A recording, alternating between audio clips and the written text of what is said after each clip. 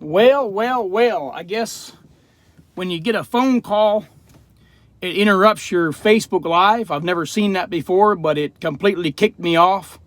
I have so many different people that call and talk, and it's kind of sometimes hard to get a video in on Facebook Live or YouTube Live. But I just want to kind of sum up what I was talking about before I got interrupted there on YouTube Live.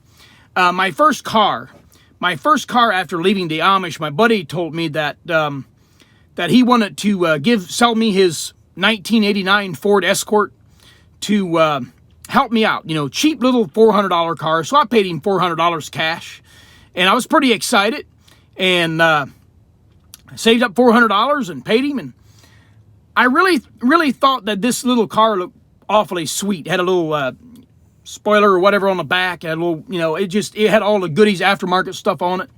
It set real low, sounded real loud, pipes on it and everything.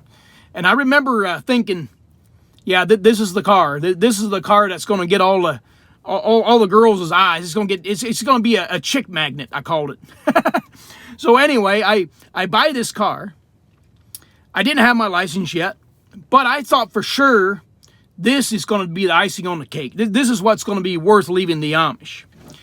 Well, I didn't know the difference between a manual and an automatic. So I get in the car, and my buddy told me what I got to do, and he showed me all the steps and everything, and I thought, wow, how am I going to get this out the driveway? He showed me how to let off the clutch and all of that. It killed it every time. I didn't even get it out of the driveway. I got so frustrated, I got out, and I put a for sale sign on it, and I sold it right on the spot. I just couldn't do it. So I went and cashed off another car, and paid $1,600 for it. Now, this was newer. It was an automatic. It was a Plymouth. They call it like a Plymouth Sundance 4-door. And it was just a little tiny little white car that I had, and I was pretty excited. I was like, well, this doesn't catch the eyeball like it did the other one that was a manual. But I certainly ain't. I just gave up. I usually don't give it time to learn something. I just gave up and threw it in the trash. So this Plymouth Sundance, I thought for sure, you know, I'm going to learn how to drive now. My buddy even warned me. He says, you know, you don't want to go out there and drive. You got to make sure you go by the rules and the law, and make sure you got your license and all that. Make sure you wait until I'm home. I'll teach you how to drive that. Well, I always did what I thought was best. I left the Amish, did the way I wanted to do it. I thought I know what's best, so I went driving.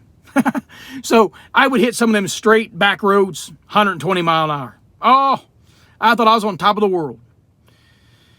Well, within 24 hours of cashing that car off, it was totaled.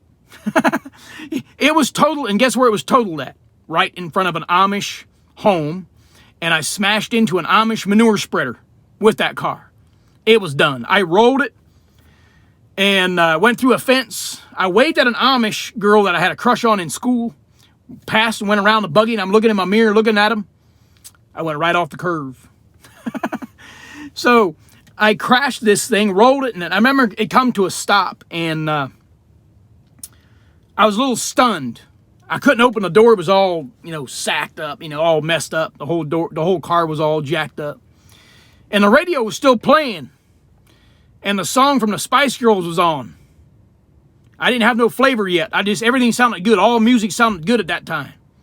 And I thought the Spice Girls tickled my ears. I thought that sounded pretty good. But at that moment, I realized when I was sitting there, the engine was still running. My car was all messed up. The windows were busted out. I hear the song, "Tell Me What You Want, What You Really, Really Want." And I said, this ain't really what I want here. I wasn't planning on this one. This ain't really what I want.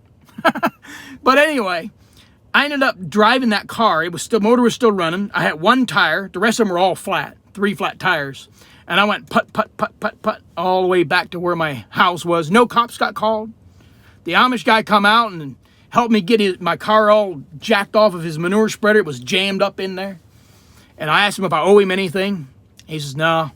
He said, good luck out there in the English world. You're not getting very far. And I'll tell you what, I was angry about that, because I was so embarrassed. I felt so humiliated because I crashed this car and totaled it literally right in front of an Amish home where they all knew me.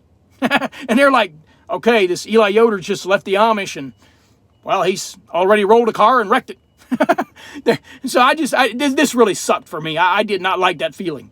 So anyway, I just figured I'd explain that, finish this video, because the other two got interrupted. I don't know if they're going to be on my channel or not, but if nobody calls to interrupt this live video, maybe this will stay on.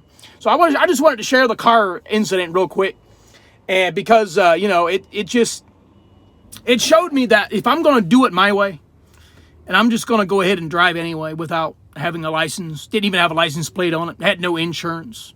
It was all my loss. When I wrecked that car, I had no insurance. I just went driving.